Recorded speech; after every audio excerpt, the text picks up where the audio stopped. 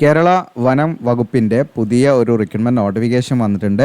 അപ്പോൾ ഇത് PSC വഴിയൊന്നല്ല, direct recruitment ആണ്. അപ്പോൾ ഇതിലേക്ക് ഒരിക്കലും പെർമനൻറ്റ് വേക്കൻസി അല്ല കേട്ടോ, ഇത് കരാർ അടിസ്ഥാനത്തിലുള്ള വേക്കൻസിയാണ്. അപ്പോൾ നിങ്ങൾക്ക് താല്പര്യം ഉണ്ടെങ്കിൽ വീഡിയോ സ്കിപ്പ് ചെയ്യാതെ മുഴുവനായിട്ടും കാണുക. അതോടൊപ്പം നിങ്ങളുടെ കൂട്ടുകാരിലേക്ക് ഷെയർ ചെയ്ത് കൊടുക്കുക. ഇത്തരത്തിലുള്ള നോട്ടിഫിക്കേഷൻ കാര്യങ്ങളൊക്കെ നിങ്ങൾക്ക് ലഭിക്കുന്നതിനായി നമ്മുടെ ചാനൽ സബ്സ്ക്രൈബ് ചെയ്യാൻ മറക്കണ്ട. അതുപോലെ ബെല്ലേക്ക് എനേബിൾ ചെയ്ത് വെക്കുക. വീഡിയോ ഇഷ്ടപ്പെട്ടാൽ ലൈക്ക് ചെയ്യാൻ മറക്കണ്ട. നേരെ നമുക്ക് ഒഫീഷ്യൽ നോട്ടിഫിക്കേഷനിലേക്ക് വരാം. ഇതാണ് നോട്ടിഫിക്കേഷൻ കൂടെ കാണാം.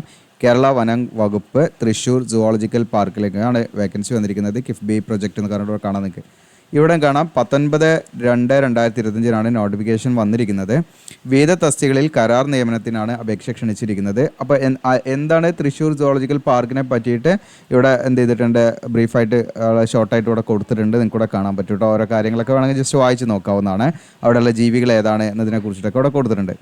ഇനി ഇവിടെ പൊതുവായ വിവരങ്ങളിൽ നമ്മൾ ഇതിൻ്റെ തിരഞ്ഞെടുപ്പ് രീതിയാണ്, അത് വീഡിയോയുടെ അവസാനം പറയാം. കാരണം ഇതിൽ നിങ്ങൾ ക്വാളിഫൈഡ് ആണോ നോക്കുക, എന്നിട്ട് ആ ഒരു ഭാഗം കണ്ടാൽ മതിയല്ലോ.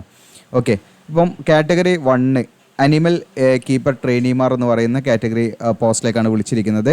ജോലിയുടെ സ്വഭാവം നിങ്ങൾക്ക് വായിച്ച് മനസ്സിലാക്കാവുന്ന കാര്യങ്ങളാണ്. യോഗ്യത എന്ന് പറയുന്നത് നിങ്ങൾക്ക് 7ാം ക്ലാസ് പാസ്സായാൽ മതി. ഓക്കെ, ജസ്റ്റ് നിങ്ങൾ 7ാം ക്ലാസ് പാസ്സായാൽ മതി. ഡിഗ്രി ഉണ്ടാകാനും പാടില്ല. ഡിഗ്രി ഉള്ളവർക്ക് ഇതിലേക്ക് അപ്ലൈ ചെയ്യാൻ പറ്റില്ല. അപ്പോൾ SSLC പാസ്സാണെങ്കിലും കുഴപ്പമില്ല, +2 പാസ്സാണെങ്കിലും കുഴപ്പമില്ല, ഇനി മറ്റെന്താ ഡിപ്ലോമ ഉണ്ടെങ്കിലും കുഴപ്പമില്ല. നിങ്ങൾ ഈ പറയുന്ന ഉയർന്ന ക്വാളിഫിക്കേഷൻ ആയിട്ടുള്ള ഡിഗ്രി ഒന്നും ഉണ്ടാക്കാൻ പാടില്ല. അപ്പോൾ ജസ്റ്റ് ഇതിൻ്റെ എസെൻഷ്യൽ ക്വാളിഫിക്കേഷൻ നിങ്ങൾ 7ാം ക്ലാസ് പാസ്സായവർക്ക് എന്ത് ചെയ്യുക, അതിലേക്ക് അപ്ലൈ ചെയ്യാം. അപ്പോൾ നിങ്ങളുടെ പരിചയത്തിലൊക്കെ ആരെങ്കിലും ഉണ്ടെങ്കിൽ മാക്സിമം അവരിലേക്ക് ഷെയർ ചെയ്ത് കൊടുക്കുക. ജസ്റ്റ് നിങ്ങൾ SSLC പാസ്സാണെങ്കിൽ അപ്ലൈ ചെയ്യാം. കാരണം ഇതിലേക്ക് ഉയർന്ന ക്വാളിഫിക്കേഷൻ ആയിട്ടുള്ള ഡിഗ്രി ഒക്കെ ഉള്ളവർക്ക് ഇതിലേക്ക് അപ്ലൈ ചെയ്യാനും പറ്റില്ല കേട്ടോ. അപ്പോൾ നിങ്ങൾ ഡിഗ്രി കംപ്ലീറ്റ് ചെയ്ത ഉദ്യോഗാർത്ഥികളൊക്കെ ആണെങ്കിൽ, ഡിഗ്രി ഉള്ളവരാണെങ്കിൽ നിങ്ങൾ എലിജിബിൾ അല്ല. അതുവരെയുള്ള ഏത് ക്വാളിഫിക്കേഷൻ ആണെങ്കിലും കുഴപ്പമില്ല. 7ാം ക്ലാസ് ആണ് മിനിമം യോഗ്യത എന്ന് പ്രത്യേകം മനസ്സിലാക്കി വെക്കുക. ഇനി ഇതിൻ്റെ ശാരീരിക യോഗ്യതകളാണ്. ശാരീരിക യോഗ്യതകൾ എന്ന് പറഞ്ഞാൽ നമ്മൾ ആ ഒരു ഫിസിക്കൽ സ്റ്റാൻഡേർഡാണ്. അത് മീൻസ് നമ്മുടെ ആ ഒരു ഹൈറ്റ് വെയിറ്റ് ഒക്കെയാണ്. മെയിൽ കാൻഡിഡേറ്റ്സ്, അതായത് പുരുഷന്മാരാണെങ്കിൽ അവർക്ക് 163 സെൻറ്റിമീറ്റർ എന്ത് വേണം ഉയരം. ദെൻ നെഞ്ചളവ് നമുക്ക് വേണ്ടത് 81 സെൻറ്റിമീറ്റർ ആണ്. പൂർണ്ണമായും നമ്മൾ ശ്വാസം എടുത്താൽ നമുക്ക് അതൊരു 5 സെൻറ്റിമീറ്റർ എക്സ്പാൻഷൻ വരണം കേട്ടോ. ഓക്കെ, ഇനിയിപ്പോൾ സ്ത്രീകളാണെങ്കിൽ അവർക്ക് 150 സെൻറ്റിമീറ്റർ ഹൈറ്റ് മതി. അതോടൊപ്പം തന്നെ അവർക്ക് നെഞ്ചളവിൽ അവർക്ക് ബാധകമല്ല, നെഞ്ചളവിൽ പ്രശ്നമില്ല. എന്നാൽ ആദിവാസി വിഭാഗത്തിൽപ്പെട്ട ഉദ്യോഗാർത്ഥികളാണെങ്കിൽ അവർക്ക് 5 സെൻറ്റിമീറ്റർ ഉയരത്തിൽ 5 സെൻറ്റിമീറ്റർ റിലാക്സേഷൻ ഉണ്ട്.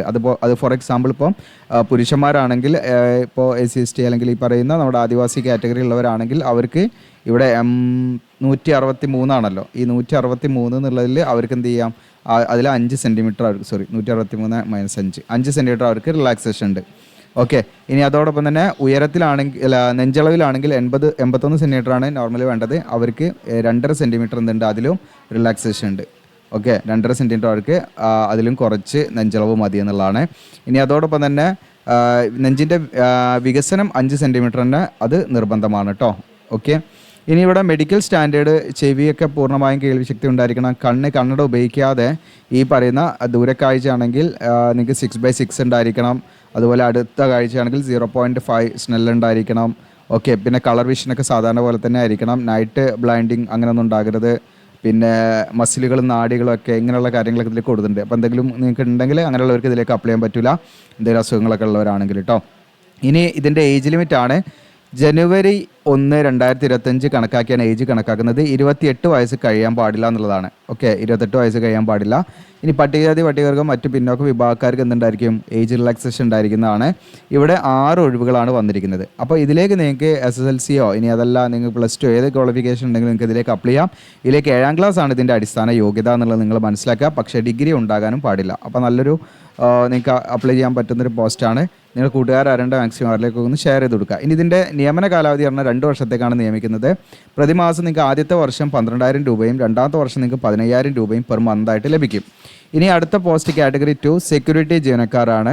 സെക്യൂരിറ്റി ജീവനക്കാരിൽ നിങ്ങൾക്ക് വിദ്യാഭ്യാസ യോഗ്യത ഇവിടെ കാണാം. SSLC അല്ലെങ്കിൽ തത്തുല്യമായിട്ടുള്ള യോഗ്യത, അതായത് ജസ്റ്റ് SSLC 10th പാസ്സായിരിക്കുക എന്നുള്ളതാണ്. 10th ക്ലാസ് പാസ്സായിരിക്കുക എന്നുള്ളതാണ്. ഇനി അടുത്ത രണ്ടാമത്തത് ക്വാളിഫിക്കേഷൻ, മറ്റ് യോഗ്യതകളാണ് ഇവിടെ പറയുന്നത് കേട്ടോ. ഇതിലേക്ക് എക്സ്പീരിയൻസ് വേണം. ഇതിലേക്ക് ആർമി അല്ലെങ്കിൽ നേവി അല്ലെങ്കിൽ എയർഫോഴ്സ് എന്നീ വിഭാഗത്തിൽ 10 വർഷത്തെ കുറയാത്ത ഒരു മിലിറ്ററി സേവനം നമുക്ക് അങ്ങനെയുള്ള എക്സ് സർവീസ്മാനൊക്കെ ആണെങ്കിൽ അവർക്ക് അപ്ലൈ ചെയ്യാം. ഇനി അതല്ലെങ്കിൽ നമ്മൾ വനം വകുപ്പിൽ ബീറ്റ് ഫോറസ്റ്റ് ഓഫീസറായിട്ടോ അല്ലെങ്കിൽ സെക്ഷൻ ഫോറസ്റ്റ് ഓഫീസർ തസ്തിയിലൊക്കെ നമ്മൾ സർവീസ് ചെയ്ത് റിട്ടയർഡ് ആയിരുന്നെങ്കിൽ അവർക്ക് ഇതിലേക്ക് അപ്ലൈ ചെയ്യാം കേട്ടോ. രണ്ടിലും പാടെ ഒരു 10 വർഷത്തെ എക്സ്പീരിയൻസ് മതി.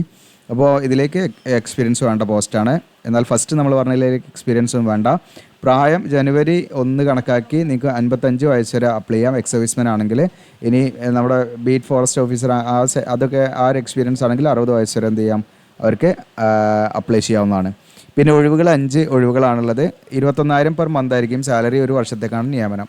ഇനി സാനിറ്റേഷൻ ജീവനക്കാരാണ്. ഇതിലേക്ക് നിങ്ങൾക്ക് ജോലിയുടെ സ്വഭാവമൊക്കെ ഇതിൽ കൊടുത്തിട്ടുണ്ടെങ്കിൽ ജസ്റ്റ് റീഡ് ചെയ്യാം. യോഗ്യതയിൽ 7ാം ക്ലാസ് പാസ്സായിരിക്കാം എന്നുള്ളതാണ്.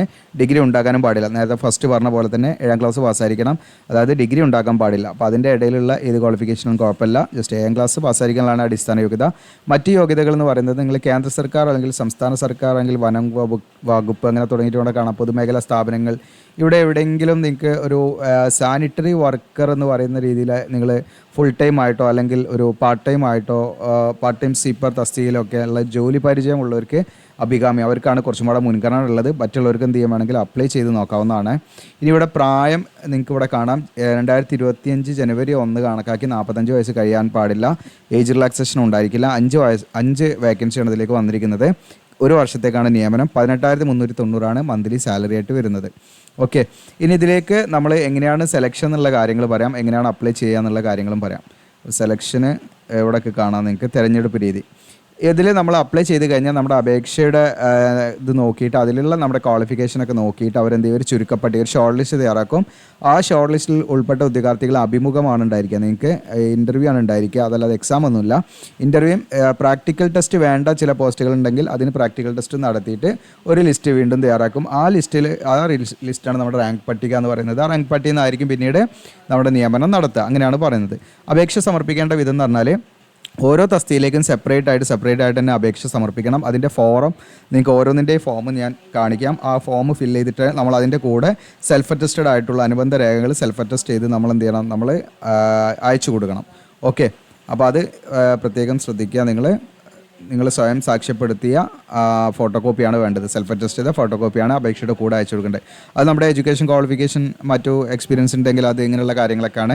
ഇനി ഇവിടെ നിങ്ങൾ ശ്രദ്ധിക്കേണ്ടത്, നിങ്ങൾക്ക് അപേക്ഷകൾ ഒന്നെങ്കിൽ എന്ത് ചെയ്യാം, ഇവിടെ ഒരു അഡ്രസ്സ് ഉണ്ട്, താഴെ ഞാൻ കാണിക്കാം. ആ അഡ്രസ്സ് വഴിയോ അല്ലെങ്കിൽ നിങ്ങൾക്ക് എന്ത് ചെയ്യാം, ഇവിടെ കാണാം അപേക്ഷകൾ നേരിട്ടും അല്ലെങ്കിൽ ഈ മെയിൽ ഉണ്ടല്ലോ, നിങ്ങൾക്ക് ഇവിടെ കാണാം thrissur.zoologicalpark@gmail.com എന്ന് പറയുന്ന ഈ മെയിൽ വഴി നിങ്ങൾക്ക് എന്ത് ചെയ്യാം, സ്കാൻ ചെയ്ത് ഡോക്യുമെൻറ്റ്സ് ഒക്കെ സ്കാൻ ചെയ്ത് അങ്ങനെ വേണമെങ്കിൽ നിങ്ങൾക്ക് ഇതിലേക്ക് അപ്ലൈ ചെയ്യാമെന്നാണ് അവർ പറയുന്നത്. അപ്പോൾ ഇതാണ് അഡ്രസ്സ്. പോസ്റ്റലായിട്ട് അയച്ചു കൊടുക്കുകയാണെങ്കിൽ ഇതാണ് കംപ്ലീറ്റ് അഡ്രസ്സ്. പോസ്റ്റലായിട്ട് അയച്ചു കൊടുക്കുകയാണ്. ഇനി നിങ്ങൾക്ക് ഇവിടെ നേരിട്ട് കൊണ്ടുപോയിട്ട് കൊടുക്കാൻ പറ്റുമെങ്കിൽ അങ്ങനെയും കൊടുക്കാം. ഇനി അതല്ല, നിങ്ങൾക്ക് ഇതാ മെയിൽ ID ഉണ്ട്, മെയിൽ വഴി നിങ്ങൾക്ക് എന്ത് ചെയ്യാം, ഈസി ആയിട്ട് അപ്ലൈ ചെയ്യാം. അതായത് നിങ്ങളുടെ ഡോക്യുമെൻറ്റ്സ് ഒക്കെ സ്കാൻ ചെയ്ത് അപേക്ഷാ ഫോമൊക്കെ ഫില്ല് ചെയ്ത് സ്കാൻ ചെയ്ത് നിങ്ങൾക്ക് എന്താണ് ഒരു കവർ ലെറ്ററൊക്കെ നമ്മൾ എഴുതി അങ്ങനെ നിങ്ങൾക്ക് എന്ത് ചെയ്യാം, ഇതിലേക്ക് അപ്ലൈ ചെയ്യാവുന്നതാണ്. ഇതാണ് കേട്ടോ അപ്ലൈ ചെയ്യേണ്ട മെയിൽ ID. അപ്പോൾ നിങ്ങൾക്ക് ഏതെങ്കിലും ഒരു രീതി അപ്രോച്ച് ചെയ്താൽ മതി. ഒന്നെങ്കിൽ നിങ്ങളിപ്പോൾ ഈ പറയുന്ന എന്താ പറയുക, നമ്മുടെ ഡയറക്റ്റായിട്ട് അവിടെ കൊണ്ടുപോകാം. രണ്ടാമതായിട്ട് നിങ്ങൾക്ക് ഈ ഒരു അഡ്രസ്സിലേക്ക് നിങ്ങൾക്ക് എന്ത് ചെയ്യാം, സെൻഡ് ചെയ്യാം. മൂന്നാമതായിട്ട് നിങ്ങൾക്ക് എന്ത് ചെയ്യാം, ഈ മെയിൽ ID ഇതിലേതെങ്കിലും ഒരു രീതിയിൽ നമ്മൾ ചെയ്താൽ മതി കേട്ടോ. ഇനി ഇവിടെ നിങ്ങൾ ശ്രദ്ധിക്കേണ്ടത്, അപേക്ഷ സ്വീകരിക്കുന്ന അവസാന തീയതിയാണ്. മാർച്ച് 7 വരെ നിങ്ങൾക്ക് സമയമുണ്ട്. അപ്പോൾ നിങ്ങളുടെ അപേക്ഷ മാർച്ച് 7 ഉള്ളിൽ അവിടെ എത്തിയാൽ മതി എന്നുള്ളതാണ്. 5 മണി വരെയാണ് സമയം. ഇനി ഇതിൻ്റെ എന്തെങ്കിലും വിശദ വിവരങ്ങൾ കിട്ടണമെങ്കിൽ അവരുടെ മൊബൈൽ നമ്പറൊക്കെ കൊടുത്തിട്ടുണ്ട്, നിങ്ങൾക്ക് കോൺടാക്ട് ചെയ്യാവുന്നതാണ്. അപ്പോൾ ഇത്രയാണ്. ഇനി ഇതിലേക്ക് ഓരോ പോസ്റ്റിലേക്കുള്ള അപേക്ഷാ ഫോം ലഭിക്കുന്നതിനായി നമ്മുടെ വീഡിയോയുടെ ഡിസ്ക്രിപ്ഷനിൽ ഞാൻ അപ്ലൈ എന്ന് പറഞ്ഞ ലിങ്ക് കൊടുക്കും. അതിൽ കാണാം തൃശ്ശൂർ സുവോളജിക്കൽ പാർക്സ് എന്ന് കാണാം. ഇതിൽ താഴോട്ട് സ്ക്രോൾ ഡൗൺ ചെയ്യുക. നിങ്ങൾ ഇവിടെ ഏറ്റവും താഴെ നോട്ടിഫിക്കേഷൻ എന്ന് കാണാം. അതിന് താഴെ നിങ്ങൾക്ക് അപ്ലിക്കേഷൻ ഫോം എന്നാണ്. ഈ അപ്ലിക്കേഷൻ ഫോമിൽ നമ്മൾ ക്ലിക്ക് ചെയ്യാം. അപ്ലിക്കേഷൻ ഫോമിൽ ക്ലിക്ക് ചെയ്യുമ്പോൾ നിങ്ങൾക്ക് നോട്ടിഫിക്കേഷൻ തന്നെയാണ്. നോട്ടിഫിക്കേഷൻ്റെ താഴെ തന്നെയാണ് ഒരു ഫോമും തന്നിരിക്കുന്നത്. അപ്പോൾ നിങ്ങൾ കണ്ട് ഇതാകണ്ട, നോട്ടിഫിക്കേഷന് താഴെ സ്ക്രോൾ ഡൗൺ ചെയ്യുക. നിങ്ങൾ ഇവിടെ കാണാം, നിങ്ങൾക്ക് ഓരോ അപ്ലിക്കേഷൻ ഫോമും നിങ്ങൾക്ക് ഇവിടെ കാണാൻ പറ്റും. സൂം ചെയ്ത് കാണിക്കാം. ഇതുണ്ടോ, കാറ്റഗറി നമ്പർ 1 ആണിത്. ഓക്കെ, അനിമൽ കീപ്പർ ട്രെയിനി എന്ന് പറഞ്ഞിട്ട് പോസ്റ്റാണ്. അതിലേക്കാണ് അപ്ലൈ നിങ്ങളുടെ റീസെൻ്റ് ആയിട്ട് എടുത്ത ഫോട്ടോ ഒട്ടിക്കുക. ഇതൊക്കെ ബേസിക്കായുള്ള കാര്യങ്ങളാണ്, നിങ്ങൾക്ക് വായിച്ച് മനസ്സിലാകും. എന്തെങ്കിലും ഡൗട്ട് ഉണ്ടെങ്കിൽ നിങ്ങൾക്ക് ചോദിക്കാവുന്നതാണ്. അപ്പോൾ നിങ്ങളുടെ വിദ്യാഭ്യാസ യോഗ്യത, ജനന തീയതി, പ്രായം തുടങ്ങിയുള്ള കാര്യങ്ങളൊക്കെ കണക്കാക്കുന്നതിന് വേണ്ടിയുള്ള സർട്ടിഫിക്കറ്റ് എല്ലാം സ്വയം സാക്ഷ്യപ്പെടുത്തിയ രേഖകൾ നിങ്ങൾ ഇതിൻ്റെ കൂടെ അയച്ചു കൊടുക്കാൻ മറക്കണ്ട. എന്നിട്ട് നിങ്ങൾ എന്ത് ചെയ്ത് വായിക്കുക ഈ ഡിക്ലറേഷൻ. എന്നിട്ട് നിങ്ങളുടെ പേര്, നിങ്ങൾ അയക്കുന്ന ഡേറ്റ്, നിങ്ങളത് ഫോം ഫില്ല് ചെയ്ത ഡേറ്റ് ഇവിടെ ഇട്ട് കൊടുക്കുക കേട്ടോ. രണ്ടാമത്തെ കാറ്റഗറി സെക്യൂരിറ്റി ജീവനക്കാരുടെ ഫോമാണ്. അങ്ങനെ ഓരോന്നിനും സെപ്പറേറ്റ് ഉണ്ട്. നിങ്ങൾക്ക് ഒന്നിലധികം പോസ്റ്റിലേക്ക് അപ്ലൈ ചെയ്യണമെങ്കിൽ നിങ്ങൾ എന്ത് ചെയ്യുക, ഓരോന്നിനും സെപ്പറേറ്റ് ആയിട്ട് തന്നെ അയക്കണം. കാറ്റഗറി നമ്പർ 3 നിങ്ങൾക്കിവിടെ കാണാം കേട്ടോ. ഓക്കെ, അപ്പോൾ ഇത്രയാണ്. അപ്പോൾ ഇതെങ്കിൽ യൂസ്ഫുൾ ആണെങ്കിൽ നിങ്ങൾ ഷെയർ ചെയ്യുക, ലൈക്ക് ചെയ്യുക. പിന്നെ ഇത്തരം വീഡിയോസൊക്കെ ഇടാൻ നമ്മുടെ ചാനൽ സബ്സ്ക്രൈബ് ചെയ്യുക. Thank you.